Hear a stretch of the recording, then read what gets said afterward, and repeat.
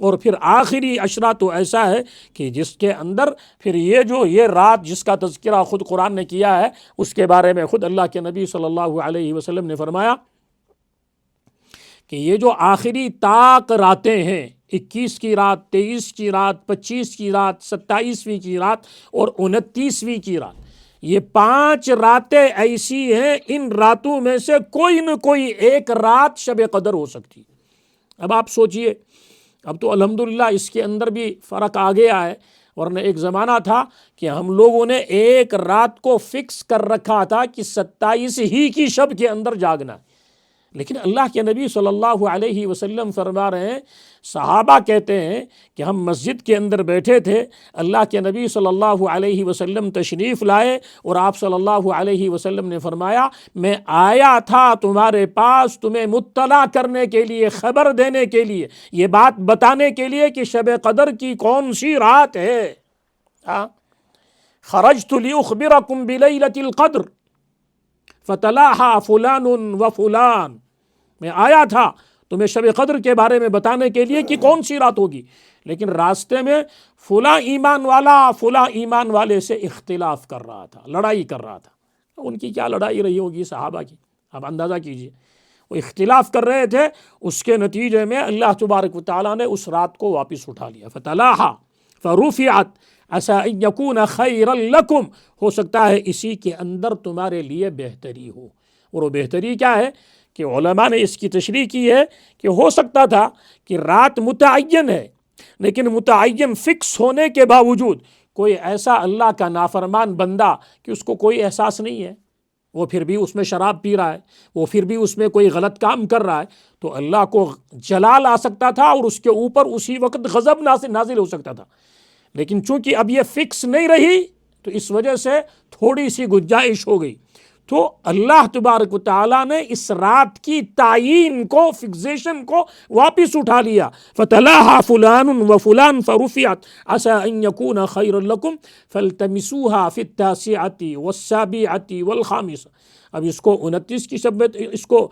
25 کی شب میں تلاش کرو، اس کو 27ویں کی شب میں تلاش کرو، اس کو 29 کی شب میں تلاش کرو۔ یہاں پر تو ان 3 راتوں کا ذکر ہے۔ دوسری حدیث میں ہے تحیروا لیلۃ القدر فی الوتر من العشر الاواخر، لیلۃ القدر کو آخری عشرے کی طاق راتوں کے اندر تلاش کرو۔ تو قرآن پاک کی اہمیت، قرآن پاک کی عظمت، قرآن پاک کی قدر و قیمت، اور قرآن پاک کی وجہ سے جس مہینے کی قدر و قیمت کو بڑھایا گیا، جس رات کی قدر و قیمت کو بڑھایا گیا، اگر اس کی پہلے سے فکر کی جائے، پہلے سے پلاننگ کی جائے کہ میں روزانہ 1 پارہ پڑھتا ہوں یا میں روزانہ 1 پارہ پڑھتی ہوں، لیکن رمضان آنے والا ہے، مجھے رمضان کے اندر روزانہ 3 پارے پڑھنے ہیں۔ جب یہ سوچے گا تو اس کا مطلب یہ ہے کہ 1 پارہ پڑھنے میں اگر میرا آدھا گھنٹہ لگتا ہے تو میں نے 1 گھنٹہ ٹائم بڑھا دیا، گویا اس کو مینیج کرنا ہے،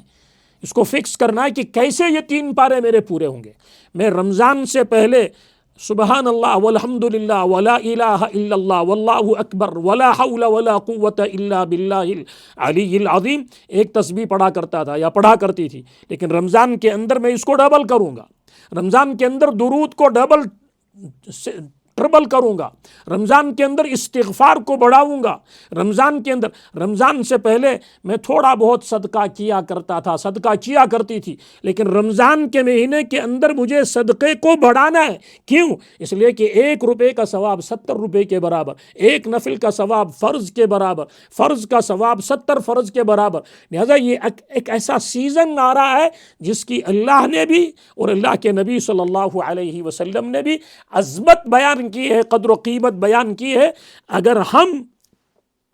اس کی عظمت اور اہمیت کو سمجھتے ہوئے اپنے اعمال کو درست کرنے کے لیے کوشش کریں گے تو یہ رمضان ہمارے لیے نجات کا ذریعہ بن سکتا ہے، ورنہ تو اللہ تبارک و تعالی ہم سب کی حفاظت فرماوے کہ اللہ کے نبی صلی اللہ علیہ وسلم جمعے کا خطبہ پڑھانے کے لیے تشریف لا رہے ہیں، پہلے پائے کے اوپر آپ نے قدم رکھا تو آپ نے فرمایا آمین، دوسرے کے اوپر قدم رکھا آپ نے فرمایا آمین، تیسرے کے اوپر قدم رکھا آپ نے فرمایا آمین۔ جمعے سے فارغ ہوئے صحابہ نے پوچھا تو آپ صلی اللہ علیہ وسلم نے فرمایا جبرائیل علیہ السلام نے 3 بد دعائیں کی، میں نے ان 3 بد دعاؤں کے اوپر آمین کی ہے۔ ایک بد دعا یہ تھی کہ من ادرک ابویہ او احدہما، جس کو اپنی زندگی کے اندر والدین مل گئے، ماں بھی ملی اور باپ بھی ملا، یا دونوں نہیں ملے ایک ملا، لیکن ان کی خدمت کر کے اس نے اپنے لیے جنت واجب نہیں۔ آج دیکھیں بچے والدین کے ساتھ کیا کرتے ہیں، ضرورت اس چیز کی ہے۔ یہ جو بد دعا جبرائیل علیہ السلام کی ہے اور اس کے اوپر آمین ہے محمد مصطفیٰ صلی اللہ علیہ وسلم کہ ہم اس بد دعا کے شکار نہ ہوں، تو وہ برباد ہو جائے کہ والدین ملے، والدین میں سے ایک ملا لیکن یہ اپنے لیے جنت کو واجب نہیں کرا پا رہا ہے۔ اسی طرح دوسری بد دعا من ذکرت عندہ فلم یصلی علی، میرا نام جس کے سامنے لیا گیا لیکن اس کو صلی اللہ علیہ وسلم کہنے کی توفیق نہیں ملی، برباد ہو جائے۔ اللہ کے نبی صلی اللہ علیہ وسلم کی آمین ہے، جبرائیل کی دعا ہے، بد دعا ہے۔ اور تیسری بد دعا من ادرک رمضان ولم یغفر له، جس کو رمضان مل گیا، رمضان کے ملنے کے باوجود اس کی مغفرت نہیں ہو سکی، وہ برباد ہو جائے۔ اللہ تبارک و تعالیٰ اس تباہی سے، بربادی سے ہم کو بچا لے، اور اللہ تبارک و تعالیٰ رمضان کے روزوں کی، رمضان کے دنوں کی، رمضان کے راتوں کی، قرآن پاک کی ہم سب کو قدر کرنے کی توفیق عطا فرماوے۔ وآخر دعوانا ان الحمد للہ رب العالمین۔